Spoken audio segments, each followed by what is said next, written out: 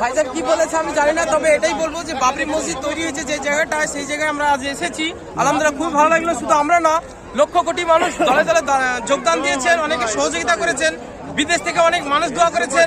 আমি স্পেশালি তাদের বলবো যারা বাইরে কাজ করছেন তারা মন খারাপ করবেন না, আসতে পারেননি তো কি হয়েছে, আপনার বাড়ি থেকে সহযোগিতা করেছে, না সহযোগিতা করলে দোয়া করবেন, ভিডিও শেয়ার করবেন প্রচুর পরিমাণে, যাতে সবাই দোয়া করতে পারে। আর আমরা চাইবো এই জায়গার মাটিতে বাবরি মসজিদ তৈরি হোক। আমরা আমার আব্বার মুখে শুনেছিলাম যে বাবরি মসজিদ ভাঙা হয়েছে, কিন্তু আজ আমার আব্বা নেই, তাই আমি চিঠি সবাইকে বলতে চাইছি আজ আবারও আমাদের মুর্শিদাবাদে বাবরি মসজিদ তৈরি হচ্ছে।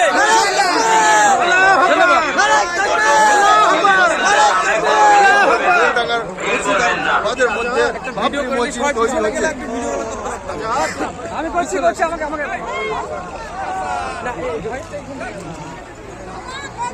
সব কিছু। হ্যাঁ।